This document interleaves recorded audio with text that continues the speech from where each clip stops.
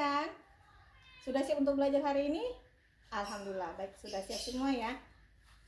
Baik, hari ini kita akan masuki materi IPS tentang materi sumber daya alam. Sebelum kita mulai, kita berdoa sebelum belajar ya. Kita berdoa sama-sama. Kita mulai 1, 2, 3. Baik, doa selesai. Sebelum kita belajar, Umi mau mengecek kehadiran siswa pada pagi hari ini. Umi cek ya siswanya. Alhamdulillah hari ini sudah hadir semua, yang sudah siap untuk mengikuti pelajaran hari ini. Sebelum kita mulai pembelajaran, kita tepuk tangan untuk memberikan semangat kita belajar pagi hari ini. Tepuk semangat. Semangat. Baik, hari ini Umi akan memberikan materi kita mengenai IPS, yaitu tentang sumber daya alam. Baik, Umi tanya nih, apakah kamu tahu arti sumber daya alam? Ada yang tahu, Naomi? Ya, sumber daya alam adalah suatu segala potensi yang dimiliki di alam sekitar kita yang untuk memenuhi segala kebutuhan manusia. Berarti sumber daya alam itu adalah kebutuhan yang ada di alam semesta ini. Tetapi di sumber daya alam itu terbagi menjadi 2 golongan. Apa aja? Ada yang tahu? 2 jenis golongan apa aja? Ya, Fauzi bisa menjelaskan?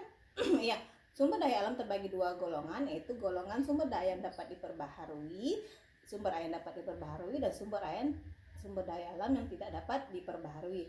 Adakah di sini tahu pengertian dari sumber daya alam yang dapat diperbaharui? Ya, sumber daya alam yang dapat diperbaharui adalah segala potensi alam yang dapat digunakan manusia secara terus-menerus.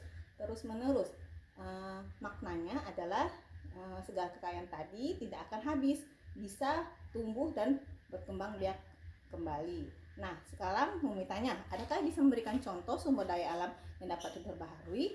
Sumber daya alam yang dapat diperbaharui yakni seperti hewan, tumbuhan, air, tanah, dan lainnya.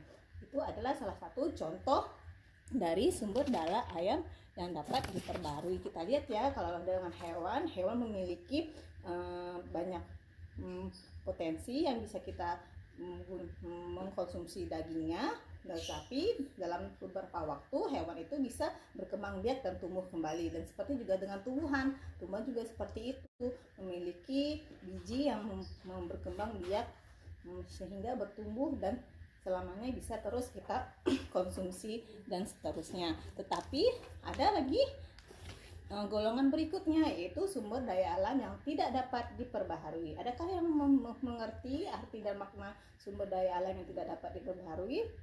Bisa menjelaskan maknanya? Ya, makna dari sumber daya alam yang tidak dapat diperbaharui adalah segala potensi alam yang dapat digunakan manusia tetapi membutuhkan waktu yang panjang sehingga kebutuhan itu akan habis. Ketersediaan sumber daya itu akan habis.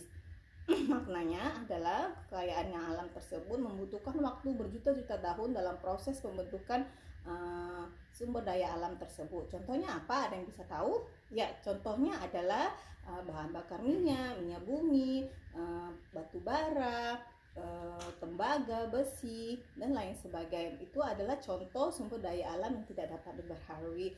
Kenapa demikian? Karena dalam proses pembentukan minyak bumi tersebut membutuhkan beribu tahun proses pembentukan di perut bumi. Maka maknanya kita sebagai manusia harus menggunakan segala potensi sumber daya alam yang tidak dapat diperbaharui dengan sebaik-baiknya agar nantinya kita bisa panjang untuk mengkonsumsi pada seterusnya. Demikianlah tadi penjelasan dari penggolongan sumber daya alam yang kita pahami untuk hari ini.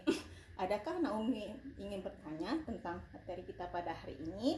Umi rasa materi ini dapat kita simpulkan penggolongan dari sumber daya alam itu, maka Umi harapkan pemanfaat dari sumber daya alam baik sebaiknya digunakan dengan baik dan benar. Baiklah, demikian dari materi yang Umi jelaskan sampai di sini. Jika ada kurang jelas bisa tanyakan dengan Umi. Baik, sampai jumpa, sampai di sini dulu ya perjumpaan materi kita. Wassalamualaikum warahmatullahi wabarakatuh.